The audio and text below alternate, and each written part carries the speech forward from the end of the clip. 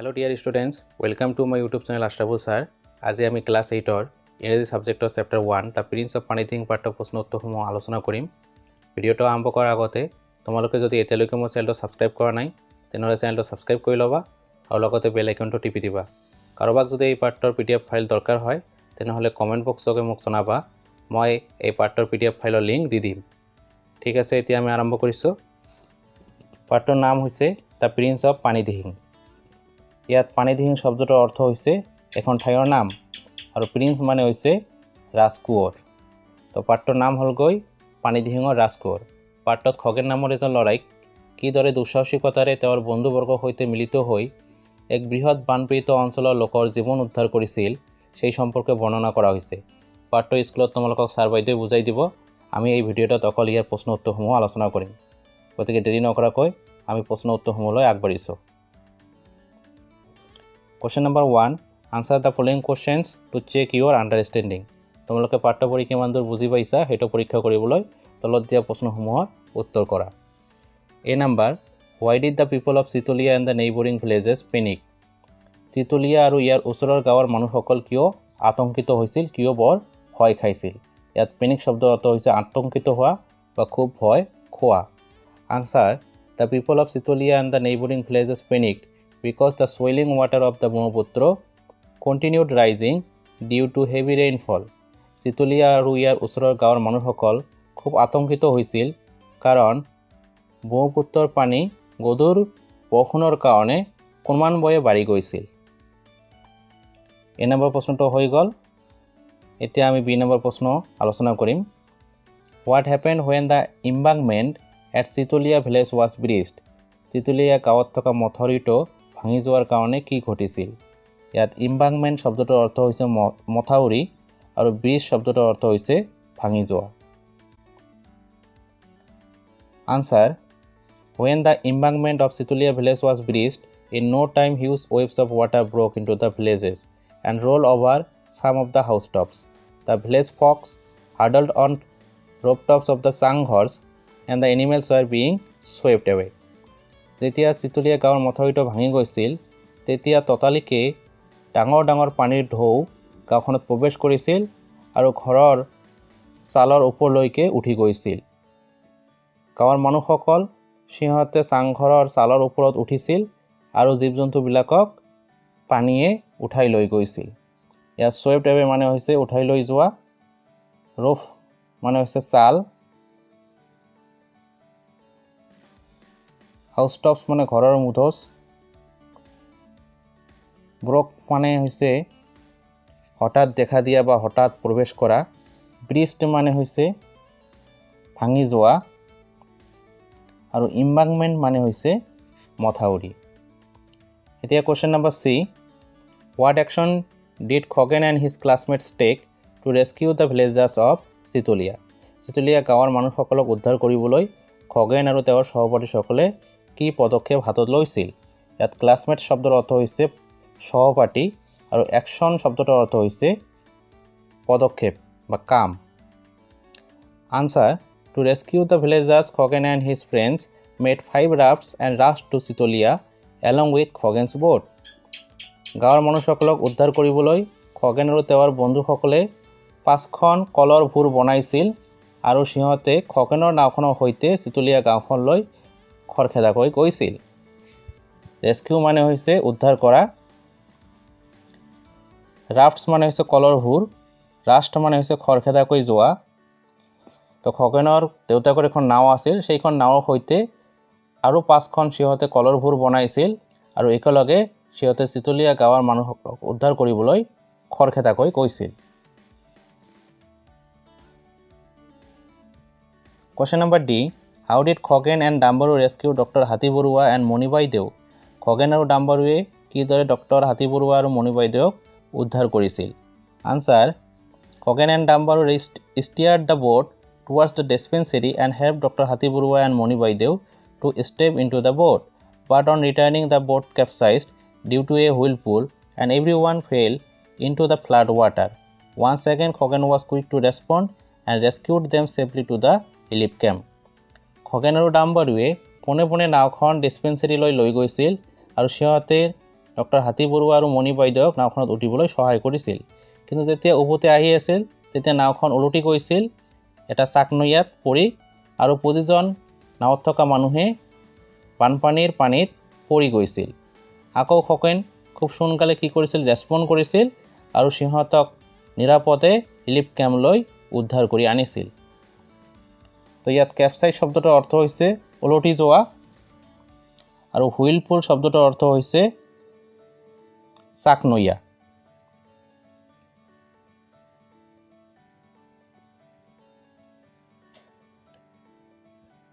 Question number E. Why did the people of the village call Khoghen the Prince of Panidihing? গাঁৱৰ লোকসকলে খগেনক কিয় prince of Panidihing বুলি মাতিছিল? পানীদিহিঙৰ ৰাজকুঁৱৰ বুলি মাতিছিল। কল মানে হৈছে মাতা। Answer: The people of village called Khoghen the Prince of Panidihing because he was a brave fellow and helped people in their needs. He had a knack for solving all kinds of problems. গাঁৱৰ লোকে খগেনক পানীদিহিঙৰ ৰাজকুঁৱৰ বুলি মাতিছিল কাৰণ তেওঁ এজন কি আছিল, সাহসী মানুহ আৰু তেওঁ মানুহক বিপদত কি কৰিছিল, সহায় কৰিছিল। খগেনৰ সকলো ধৰণৰ সমস্যাৰ সমাধান কৰা এটা কি আছিল, বিশেষ দক্ষতা। ইয়াত নেক মানে হৈছে দক্ষতা, কেপাচিটি, স্কিল, আৰু ব্ৰেভ মানে হৈছে সাহসী, ফিলো মানে হৈছে সহকৰ্মী। তো গাঁৱৰ লোকসকলে খগেনক পানীদিহিঙৰ ৰাজকুঁৱৰ বুলি মাতিছিল কাৰণ খগেন এজন কি আছিল, সাহসী সহকৰ্মী আছিল আৰু তেওঁ মানুহক সিহঁতৰ বিপদৰ সময়ত সহায় কৰিছিল। খগেনৰ সকলো ধৰণৰ সমস্যাৰ সমাধান কৰা এটা কি আছিল, বিশেষ দক্ষতা, এটা বিশেষ ক্ষমতা আছিল। সেইকাৰণে গাঁৱৰ মানুহে তেওঁক পানীদিহিঙৰ ৰাজকুঁৱৰ বুলি মাতিছিল। বুজি পালা? ই নম্বৰ প্ৰশ্নটো হৈ গ'ল। Question number 2. How much of the story do you remember? Answer these questions quickly. তোমালোকে কাহিনীটোৰ কিমান দূৰ মনত ৰাখিছা? তলৰ প্ৰশ্নসমূহৰ সোনকালে উত্তৰ কৰিবা বা উত্তৰ দিবা। এ নম্বৰ প্ৰশ্ন, Who was Khoghen? How old was he? Khagen কোন আছিল? তেওঁ কিমান বছৰীয়া আছিল বা তেওঁৰ বয়স কিমান আছিল? Answer: Khagen was a student of Nitai Pukhuri college. He was 17 years old. Khagen Nitai Pukhuri কলেজৰ এজন ছাত্ৰ আছিল। তেওঁ আছিল 17 বছৰীয়া। তাৰমানে তেওঁৰ বয়সটো কিমান আছিল? 17 বছৰ। এ নম্বৰ প্ৰশ্ন হৈ গ'ল। এতিয়া 2 বি নম্বৰ প্ৰশ্ন, It rained heavily all week. What was the result? It rained heavily all week. গোটেই সপ্তাহ ধৰি বৰষুণ হৈছিল। ইয়াৰ ৰিজাল্টটো, ইয়াৰ ফলাফলটো কি আছে? ৰিজাল্ট মানে হৈছে ফলাফল। গোটেই সপ্তাহ ধৰি গধুৰ বৰষুণ হোৱাৰ কাৰণে তাৰ পৰিণতি কি হৈছিল? Answer: The result was that the water of the Brahmaputra rose and the embankment at Sitolia village was breached. ইয়াৰ ফল বা ইয়াৰ পৰিণামটো এয়া আছিল যে ব্ৰহ্মপুত্ৰৰ পানী খুব বাঢ়ি গৈছিল আৰু চিতলীয়া গাঁওখনত থকা মথাউৰিটো ভাঙি গৈছিল। এক সপ্তাহ ধৰি বা গোটেই সপ্তাহ ধৰি বৰষুণ হোৱাৰ কাৰণে চিতলীয়া গাঁৱৰ যিটো কি আছিল, মথাউৰি আছে, সেইটো ভাঙি গৈছিল। লগতে ব্ৰহ্মপুত্ৰ নদীৰ পানীও খুব বাঢ়ি গৈছিল।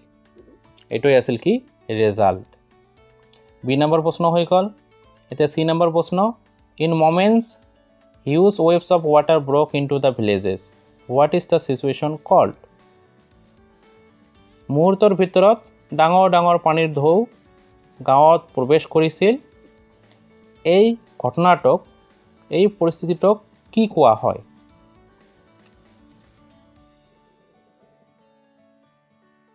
Answer: The situation is called flood havoc. এই পৰিস্থিতিটোক, এই ঘটনাটোক কি বুলি কোৱা হয়? ফ্লাড হেভক বুলি কোৱা হয়। বানপানীৰ সমস্যা বুলি কোৱা হয়। ফ্লাড হেভক মানে হৈছে, ফ্লাড মানে বানপানী, হেভক মানে হৈছে সমস্যা। হেভকৰ আৰু এটা অৰ্থ আছে, দুৰ্যোগ বুলিও কোৱা হয় হেভক মানে। তো ফ্লাড হেভক মানে হৈছে বানপানীৰ দুৰ্যোগ। Question number D. Khoghen, you have saved our lives, given us a new life. Who said this? Why did he say this? Khagen you saved our lives given us a new life. Khagen তুমি আমালোকৰ জীৱন বচাইছা, আমালোকক এটা নতুন জীৱন প্ৰদান কৰিছা। কোনে এই কথাটো কৈছিল, কিয় কৈছিল? আনসাৰ ডক্টৰ হাতী Barua said this. He said so because Khagen saved him and his wife from drowning. এই কথাটো ডক্টৰ হাতী বৰুৱাই কৈছিল। তেওঁ এনেকৈ কৈছিল কাৰণ খগেনে তেওঁক আৰু তেওঁৰ পত্নীক পানীত ডুবি মৰাৰ পৰা ৰক্ষা কৰিছিল। এতিয়া আমাৰ ডি নম্বৰ প্ৰশ্নটো হৈ গ'ল। এতিয়া আহিলোঁ 3 নম্বৰ প্ৰশ্নত। Complete the following sentences in your own words. তোমালোকৰ নিজৰ ভাষাত কি কৰিব লাগিব? তোমালোকৰ নিজৰ ভাষাত এই তলৰ যিবিলাক সেন্টেন্স আছে এইবিলাক সম্পূৰ্ণ কৰিব লাগিব, পুৰা কৰিব লাগিব। কিতাপৰ পৰা পাঠৰ পৰা তুলি দিয়া হৈছে সেন্টেন্সবিলাক। The water rolled over some of the housetops and ... ইয়াত আনসাৰটো কি হ'ব?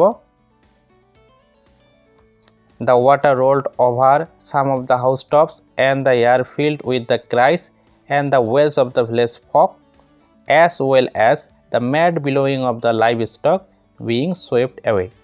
ইয়াত খালি ঠাইত উত্তৰ কি হ'ব? যে পানী কি কৰিছিল? ঘৰৰ ওপৰলৈকে উঠি গৈছিল, যেটো কি আছিল চাৰিওপাশৰ অৱস্থা হেতত কি আছিল খুবেই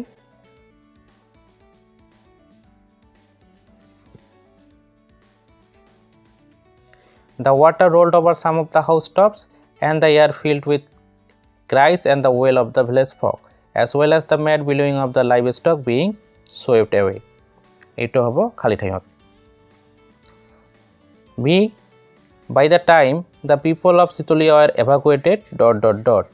Answer কি হ'ব? By the time the people of Sitolia were evacuated to the high grounds of the school building.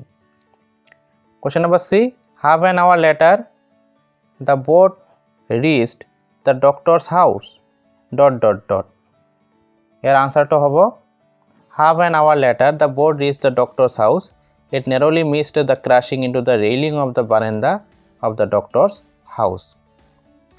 Question number D. The boat took a U-turn now and ... Answer ki hobo? The boat took a U-turn now and it began to move swiftly with the current.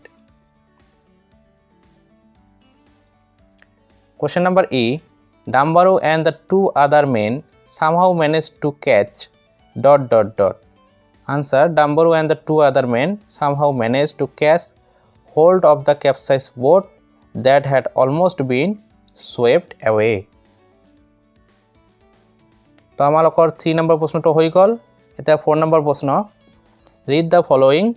Use the clues to write a summary of the situation of Panidihing to be published in the local newspaper. Give a suitable title. তলত দিয়া বস্তুখিনি পঢ়িব কৈছে। এই ক্লুবিলাক ব্যৱহাৰ কৰি এখন news পেপাৰত এটা সামাৰি দিয়াৰ কাৰণে পানীদিহিঙৰ যেটো কি হৈছিল পৰিস্থিতি আছিল যেটো কি আছিল ঘটনা আছিল সেইটো লিখাৰ কাৰণে কি কৈছে ব্যৱহাৰ কৰিব কৈছে আৰু লগতে ইয়াৰ এটা খুব সুন্দৰ টাইটেল দিবলৈ কৈছে।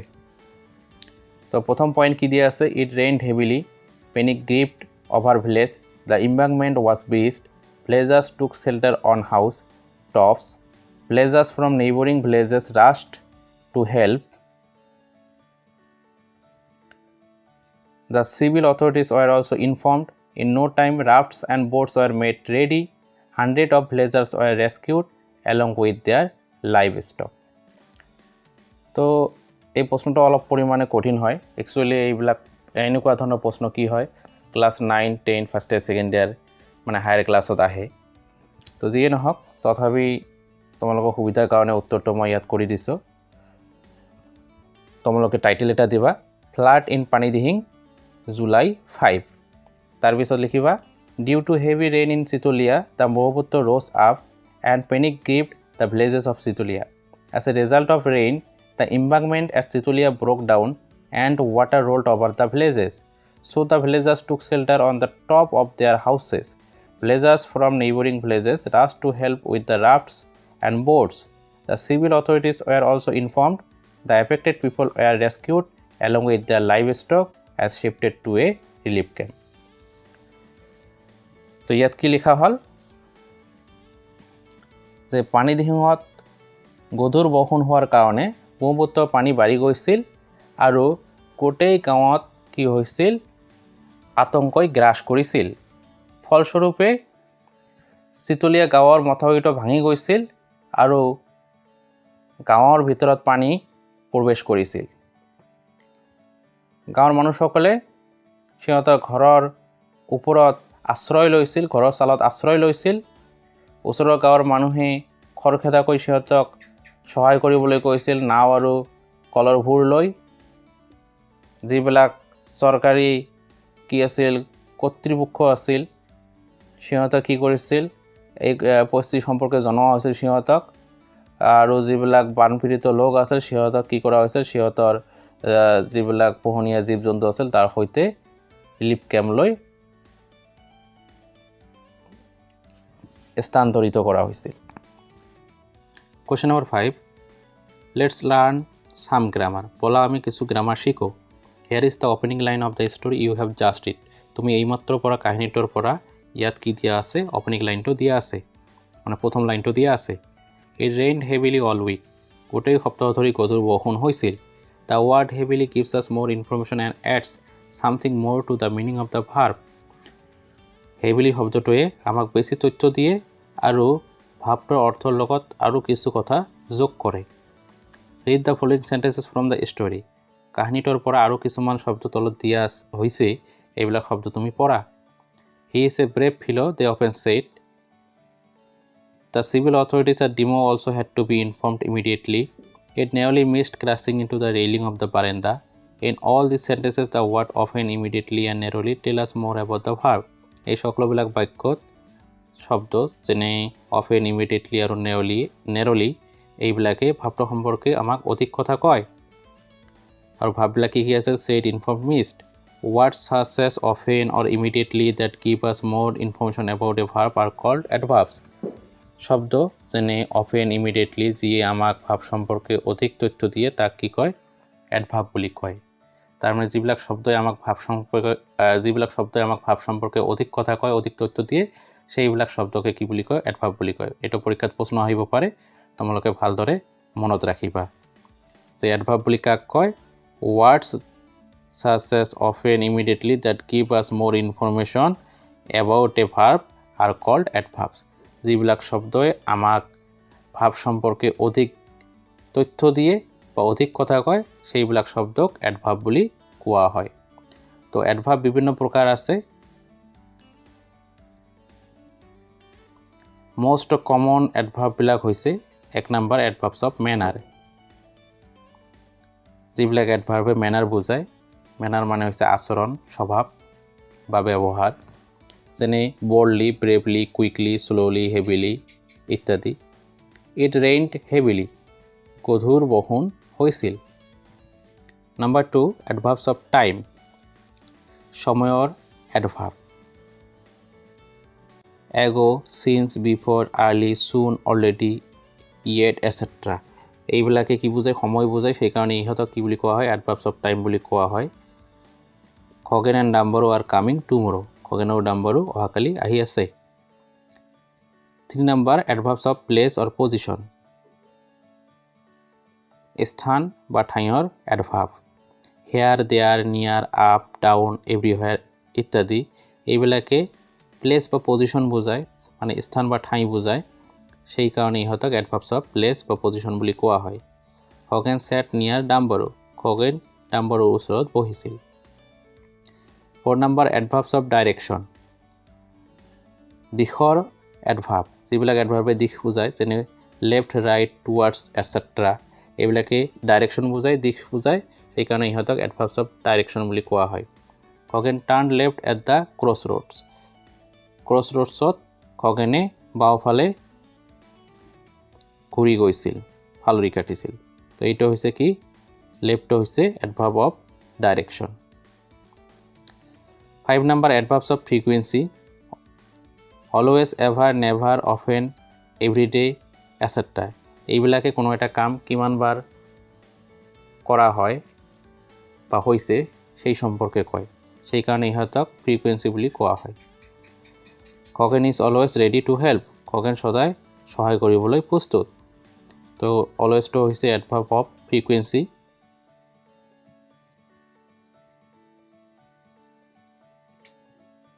Six number adverbs of degree.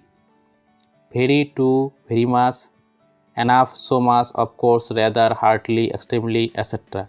এইবিলাকক adverbs of degree বুলি কোৱা হয়। মাত্ৰা, কোনো এটা কাম কি পৰিমাণে কৰা হয়, কি মাত্ৰাত কৰা হয়, যিবিলাক শব্দই এনে ধৰণৰ কথা বুজায় সেইবিলাকক কি বুলি কোৱা হয়, সেইবিলাক এডভাৰ্বক adverbs of degree বুলি কোৱা হয়। They narrowly missed crashing into the railing of the veranda. সিহঁতে কোনো মতে বাৰান্দাত খুন্দা খোৱাৰ পৰা ৰক্ষা পৰিছিল। ইয়াত এই যে নেৰলি শব্দটো হৈছে এডভাৰ্বস অফ ডিগ্ৰী, কোনো মতে। 7 নম্বৰ ইণ্টাৰোগেটিভ এডভাৰ্বস। যিবিলাক এডভাৰ্বৰ দ্বাৰা কি কৰা হয়, প্ৰশ্ন কৰা হয়, সেইবিলাকক ইণ্টাৰোগেটিভ এডভাৰ্ব বুলি কোৱা হয়। যেনে when, why, how, etcetera. How is she now, তাই এতিয়া কেনে আছে। তো আমি 7 প্ৰকাৰ এডভাৰ্ব পালোঁ, আৰু বহুতো এডভাৰ্ব আছে। ইয়াত অকল 7 প্ৰকাৰ এডভাৰ্ব দিয়া আছে। তোমালোকে এই 7 প্ৰকাৰ এডভাৰ্বৰ সম্পৰ্কে ভালদৰে পঢ়িবা, এইবিলাক পৰীক্ষাত আহিব খাটাং। Now read the lesson again and underline all the adverbs. Also' find out the verbs to which they are adding new information. এতিয়া তোমালোকক পাঠটো পঢ়িবলৈ কৈছে, আৰু পাঠত যিমান তোমালোকে এডভাৰ্ব পাবা সেইবিলাকক আণ্ডাৰলাইন কৰিব কৈছে। তো এইটো বেছি ইম্পৰ্টেণ্ট নহয়, আমি আগবাঢ়ি গৈছোঁ। B number more practice with adverbs. এডভাৰ্বছৰ সৈতে বেছি চৰ্চা। Underline the adverbs in the sentences below' and say what types they are. তলত দিয়া বাক্যবিলাকত থকা এডভাৰ্ববিলাক আণ্ডাৰলাইন কৰিবা আৰু সিহঁত কি ধৰণৰ এডভাৰ্ব ক'বা। 1 নম্বৰ খগেন কুইকলি গ্ৰাস্পড দ্য চিচুৱেশ্যন। ইয়াত কুইকলি হৈছে এটা এডভাৰ্ব। কুইকলিয়ে কোনো এটা কাম সোনকালে কৰা বুজাইছে, সেইকাৰণে এইটো হ'ব adverb of manner. 2 number he will stay here. হিয়াৰে ঠাই বুজাইছে, সেইকাৰণে এইটো হ'ব adverb of place or position.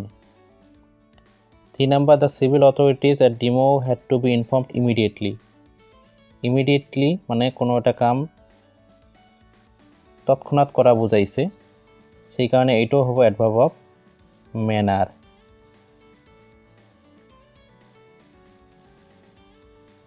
4 number he had done it already. ইয়াত অলৰেডিয়ে সময় বুজাইছে, সেইকাৰণে এইটো হ'ব এডভাৰ্ব অফ টাইম।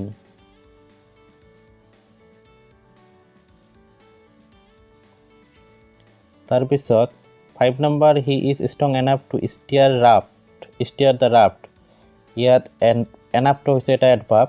এনাফে যথেষ্ট বুজাইছে, তাৰ মানে পৰিমাণ বুজাইছে, সেইকাৰণে এইটো হ'ব adverb of degree.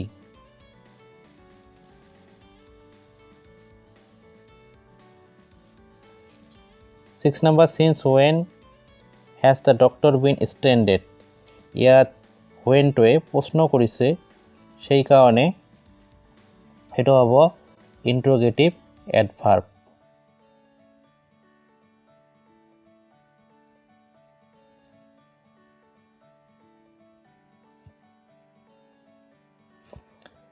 7 number Moni বাইদেউ is to afraid to board the boat. ইয়াত টু এইটোৱে কি বুজাইছে, মাত্ৰা বুজাইছে, পৰিমাণ বুজাইছে, সেইকাৰণে এইটো হ'ব এডভাৰ্ব অফ ডিগ্ৰী। বুজিব পাৰিলা? তোমালোকে ভালদৰে লিখি ল'বা, এইবিলাক পৰীক্ষাত আহিব পাৰে।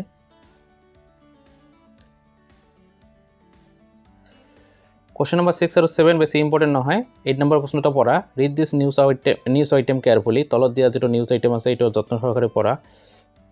To die in Assam flash. দুজন মানুহ আসামৰ বানপানীত মৰিছে। অনিল নগৰ July 16। 2 person, a man and a woman, were drowned in a devastating flood caused by the heavy rains in Anil Nagar Kamrup district Assam. দুজন ব্যক্তি, এজন মতা এজন তিৰোতা, পানীত বুৰকৈ মৰিছিল বানপানীৰ পানীত। আৰু যিটো বানপানী কি হৈছিল, গধুৰ বৰষুণৰ কাৰণে হৈছিল অসমৰ কামৰূপ ডিষ্ট্ৰিক্টৰ অনিল নগৰত। most of the flood affected people were however rescued and taken to the relief camp. যিয়ে নহওক বেছিভাগ বানপীড়িত লোকক উদ্ধাৰ কৰা হৈছিল আৰু ৰিলিফ কেম্পলৈ লৈ যোৱা হৈছিল। The district administration sought the help of paramilitary forces in the rescue operation. উদ্ধাৰ কাৰ্যত জিলাৰ প্ৰশাসন বিভাগে পেৰামিলিটাৰী ফ'ৰ্চৰ কি সাহায্য বিচাৰিছিল many NGOs also offered their help in the operation বহুতো অচৰকাৰী অনুষ্ঠানেও সিহঁতৰ কামত কি কৰিছিল সহায় কৰিছিল তো এইটো হৈছে এটা কি news item report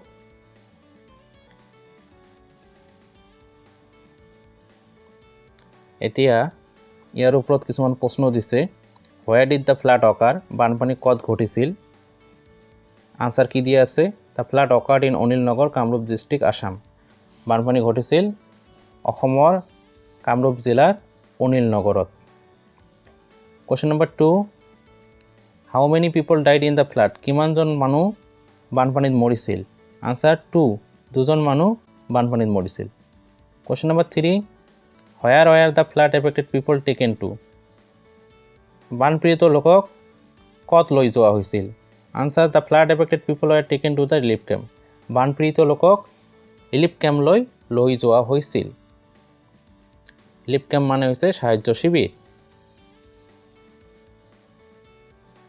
Question number 4 Who helped the flood affected people কোনে বানপীড়িত লোকক সহায় কৰিছিল answer paramilitary forces helped the flood affected people paramilitary forces কি কৰিছিল বানপীড়িত লোকক সহায় কৰিছিল 3 নম্বৰ প্ৰশ্ন Imagine you are Khoghen working with your partner write a newspaper report on the floods and how they affected the lives of the people in your village and the neighboring places নিজকে খগেন বুলি কল্পনা কৰা তুমি তোমাৰ পাৰ্টনাৰৰ সৈতে কাম কৰি আলোচনা কৰি বানপানীৰ ওপৰত এখন ৰিপৰ্ট লিখিবা আৰু বানপানীয়ে কিদৰে তোমাৰ গাঁৱৰ আৰু গাঁৱৰ ওচৰৰ মানুহসকলৰ জীৱন প্ৰভাৱিত কৰিছিল সেই সম্পৰ্কেও বৰ্ণনা কৰিবা ৰিপৰ্টত Your report should include the following তোমাৰ ৰিপৰ্টত তলত দিয়া পইণ্ট কেইটা থাকিব লাগিব কি থাকিব লাগিব এক নম্বৰ the headline দুই নম্বৰ the deadline headline থাকিব লাগিব এটা deadline থাকিব লাগিব তাৰিখ থাকিব লাগিব where and how the floods occur ক'ত আৰু কেনেকৈ বানপানী ঘটিছিল সেইটো থাকিব লাগিব damages caused to life and property সম্পত্তি আৰু জীৱনৰ কিমান ক্ষতি হৈছে সেইটো লিখিব লাগিব how the people of the villages responded to the crisis গাঁৱৰ মানুহে কিদৰে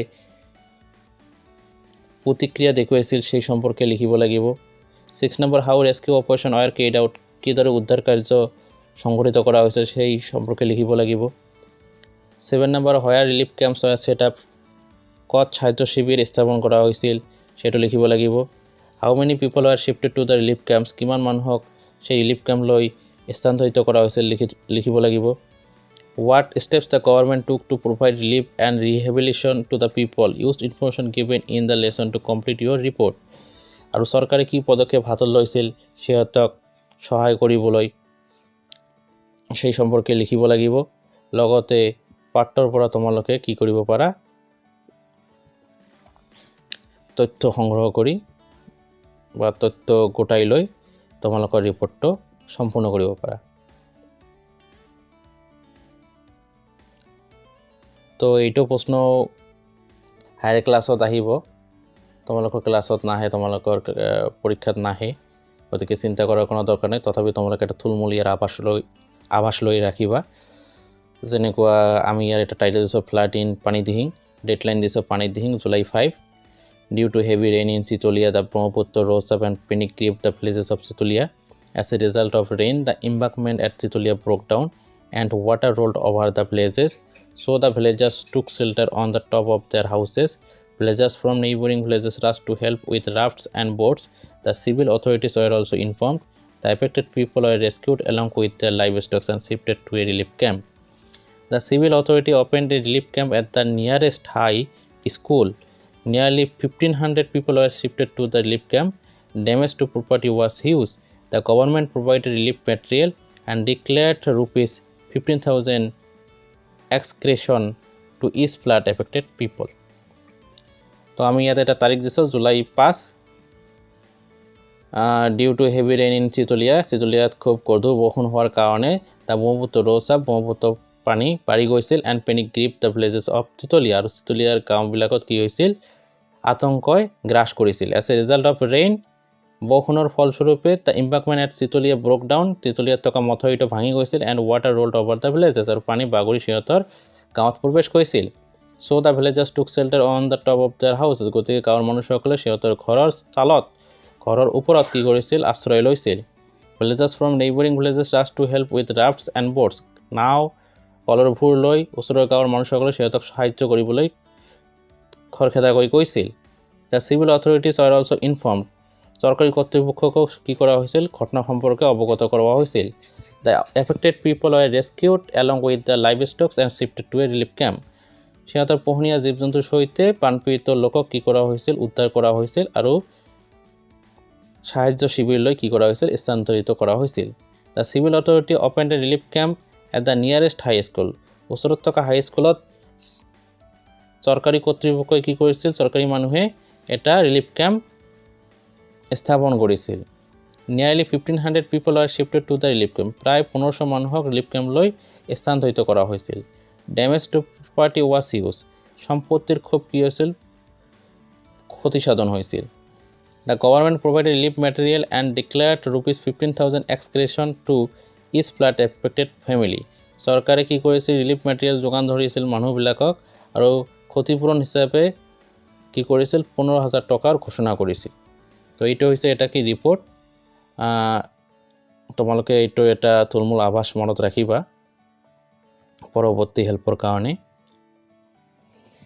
Question number 11. Prepare a notice to be hung on your school notice board informing the students about a free health camp to help the flood victims.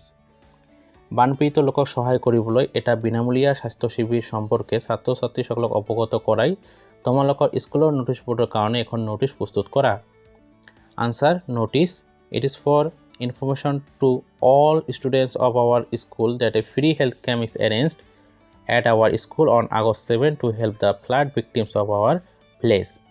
Everyone is asked to render possible help for the successful implementation of the program. General Secretary, Students Union, তলত তোমালোকৰ স্কুলৰ নামটো লিখিবা তো ইয়াৰ মিনিংটো কি হ'ল it is for information to all students of our school আমাৰ স্কুলৰ সকলো ছাত্ৰ ছাত্ৰীসকলক জনোৱা যায় যে A free health camp is arranged এটা বিনামূলীয়া স্বাস্থ্য শিবিৰ আয়োজন কৰা হৈছে at our school আমাৰ স্কুলত on August 7 আগষ্ট মাহৰ 7 তাৰিখে to help the flood victims of our village আমাৰ গাঁৱৰ বানপীড়িত লোকক সহায় কৰিবলৈ everyone is asked to render possible help প্ৰতিজন মানুহক সম্ভাৱ্য সাহায্য আগবঢ়াবলৈ অনুৰোধ জনোৱা হয় for the successful implementation of the program কাৰ্যসূচীটো সফলভাৱে ৰূপায়ণ হ'বলৈ জেনাৰেল সেক্ৰেটাৰী ষ্টুডেণ্ট ইউনিয়ন নিজৰ নিজৰ স্কুলৰ নাম এইদৰে কি কৰা হয় নোটিছ লিখা হয় নোটিছ খুবেই ইম্পৰ্টেণ্ট তোমালোকৰ পৰীক্ষাত আহিব পাৰে তোমালোকে এইটো লিখি ল'বা আৰু বিভিন্ন টপিকছৰ ওপৰত যদি নোটিছৰ তোমালোকৰ কি হয় দৰকাৰ হয় তেনেহ'লে তোমালোকে কমেণ্টত জনাবা মই সেইবিলাক টপিকছৰ ওপৰত নোটিছ লিখি কি কৰিম এটা ভিডিঅ' বনাই দিম